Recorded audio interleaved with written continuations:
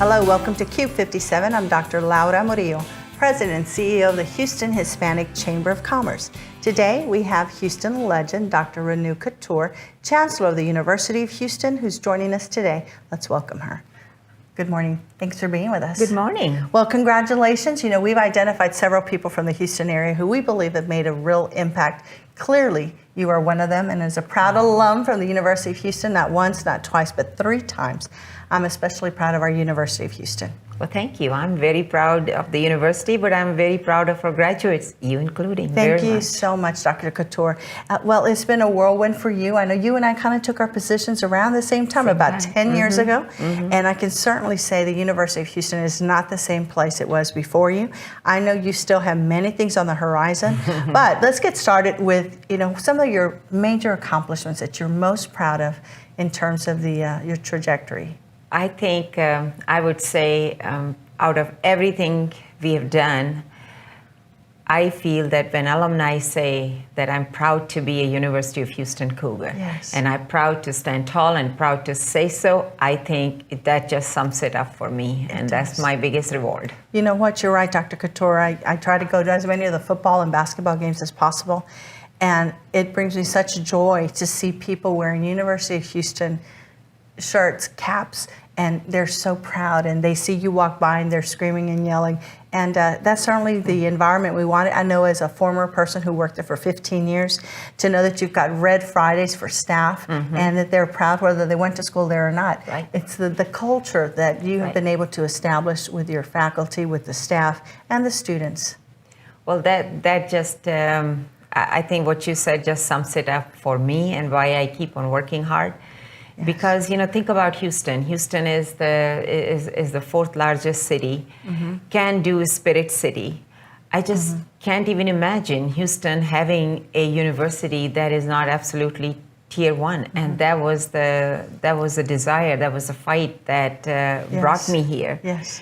And there have been, you know, a few bumps on the road. There have been, you know, a lot of hard work. It's just taken all of us a village to do this. Yes. But I'm very proud of where we are, and I think we just need to keep on making it stronger.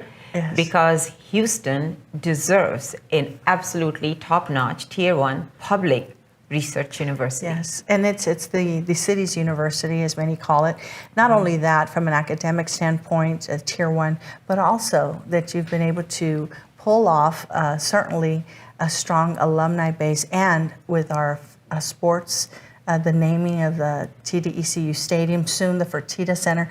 Talk to us about that, because I know that's a big challenge. So you've got a lot of alums that you had to pull together, and faculty to help them understand that it was part of the overall strategy. Right. Well, I love sports, even though I didn't grow up here. I grew up in India, where sports are not part of the college at all. So it was a totally different culture for me, but I'm glad that I came here as a teenager. And doing that, I was still at an age where I could adopt very fast, and I love sports. And the thing is, I see the connection between academics and athletics. Either you don't have athletics, but if you have it, then you got to have an excellent one, nationally relevant one, because otherwise a mediocre athletics program is a liability. But a winning athletics program gives you alumni engagement, it gives you student engagement, it gives you pride. It just serves so many different purposes.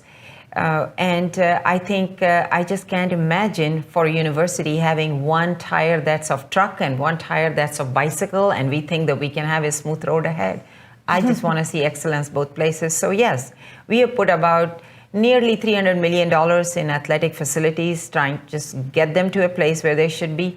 But if you think about it, we have put total $1.5 billion in construction on campus. Yes. Out of that, $300 million to get athletics into a position where they can be competitive, I think is absolutely worth it. It makes sense. Well, let's talk about that. You're fundraising the Capital Campaign. Never in the history of the university, Eloise and the advancement team and so many other people, your alums, your board. Tell us your vision for that and how it's evolved to become what it is today. Right. So, I mean, we are a public university. We have a mission, and our mission is a scale. You know, you just can't take few students. You know, you got to think about how do we provide access. Yes. But at the same time, public mission is a very critical mission. You have to reach out to students who are not likely to leave from the region, but they should have a chance at a top-notch education. But the thing is, we are limited in terms of our resources.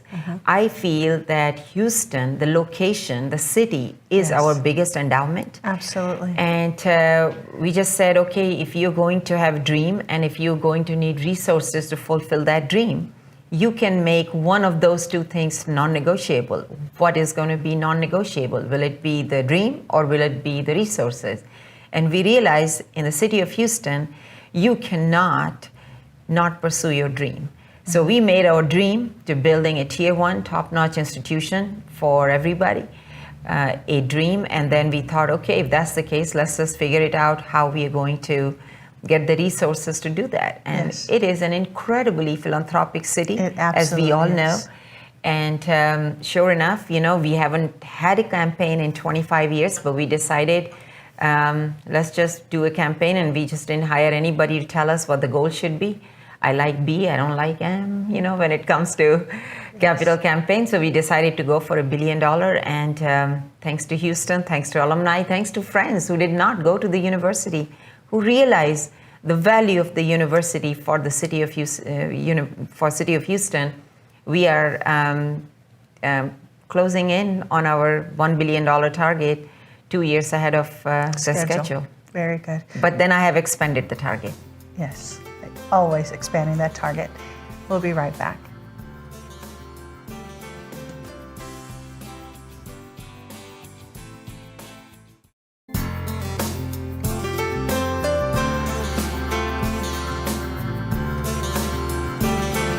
And we're back here in Houston Legends on Q57. Joining us today is Dr. Renu Khator, Chancellor of the University of Houston.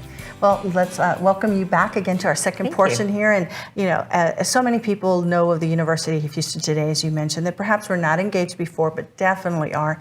We want a strong university. It's a very important city. The university is important to the city.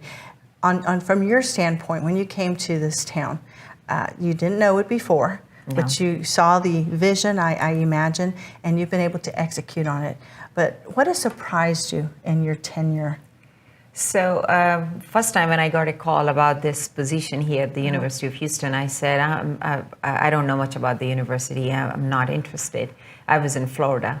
And then I was said, no, take a look at it. It's a really great institution. And then I did take a look at it. But what amazed me was how absolutely phenomenal Houston was, because my research didn't limit to the University of Houston. And I was just amazed that the two dots didn't connect for me, that you have a city as incredible as Houston, and then you have the largest public university, and it just wasn't on national list. And I thought, if any place you can go and build something, it's right there. This is the place. So that's the reason I came here. I came here knowing the city. But what I found most surprising after I came here was that how much better the university was in terms of its substance than what I had realized through my internet search. So that's why when I had said to the regents during my interview, it would take 5 to 7 years to build a tier 1 institution, and it took us only 3. And that's because the quality of the faculty, the dedication and mission commitment of the staff is just unbelievable. What was just needed was for us to have a common purpose and a common goal, far-reaching goal, and said, yes, we can do this. And you see how fast they are running. I mean, it's not me doing anything. I'm just the one to talk. But the faculty, staff is the city. They're allowing us to build an institution that everybody can be proud of. And on that note, of course, the School of Medicine. Talk to us a little bit about where we are, what needs still to happen. Right. So very excited that we will be able to build a School of Medicine here in Houston after nearly, 50 years here. The last one was built when the population of Houston was 2.5 million. Now we're talking 6.5 million people in Greater Houston. So you do need one. We did thorough research in the last 4 years, and after doing all of the research, what came out for us was that the need was absolutely incredible, because we have and will continue to have more and more shortage of primary care physicians. we have to focus our attention on community-based healthcare, prevention, mental health, primary care. So my challenge to my planning dean and the faculty was, if you can come up with a model that does not repeat what is going on, but it is something that is unique, that fills the need, but also gives a hope for the future, then I'm interested. So we have come this far. Our board has created College of the Medicine. The coordinating board at the state level has unanimously approved for us to offer MD degree, which is the Doctor of Medicine degree. Yes. And our board just yesterday selected the site to build a medical school on campus. We have a 49 acres of parcel of land adjoining to the university, just bayou in between. So yes. we can do all kinds of incredible Yes. things there. Great big vision. Yes. I think big, but then I get my chairman and my board, and they said, yes. no, we got to think even bigger. Yes. So I love to work, with our board. Yes. So at this point, we will be submitting our application for national accreditation, Yes. which will be submitted anytime between December and April. And we want to present very, very strong applications. So we're going to make sure every T is crossed and every I is dotted. And then we'll be going to the legislature asking for their support. It was a $500 million project for us, and we'll be going to the legislature asking for the last $40 million yes. of this project. Yes. I'm sure they'll see the value of it, and I'm sure they'll support. Well, you've got some great people at the legislature, including our great senator, who's been just phenomenal, John Whitmire, and so many course. others who are champions yeah. for the University of Houston. Speaking of which, you talked about vision, and that's why I certainly enjoy speaking with you, because you do have this great vision. As a woman that came to this university, you had an upbringing. Were you always visionary as a child, or is this something that, I can't imagine you've not been. I mean, you must always have had this in you. I don't know if I had it or not, but you got to have opportunity also. Yes.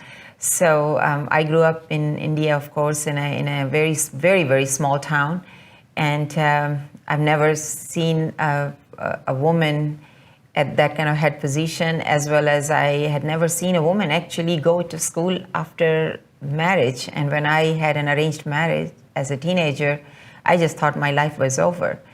But lucky for me, I came here to this country. And because my husband was already here in America, and he believed in education. I mean, he is one of the biggest feminists you can ever meet. And he said, if that's your dream, I'm going to support no matter what. He took 3 jobs to support me going to school. He had to pay for the tuition. So I understand the difficulty. I empathize. But then I also believe in opportunities, because I believe strongly if anybody would have drawn boundaries around me at that time, because I did not know English, I say I wouldn't be where I am today. So therefore, every student who comes to the University of Houston, I only see potential. I don't see any boundaries, and I don't want them to see any boundaries around them also, because the biggest potential lies what's inside of them. And we just want to be a tool where we can help them realize what their potential is. So it's a dream job for me. I love being in Houston. I love being in Texas, and I love the University of Houston. Well, thank you so much, Dr. Khator. It's been a pleasure getting to work with you as part of your advisory board, and just seeing the incredible contributions that the University of Houston has made, but most especially you. So congratulations on being our Houston legend. Thank you. Thank you so much. Thanks for joining us, and we'll see you real soon.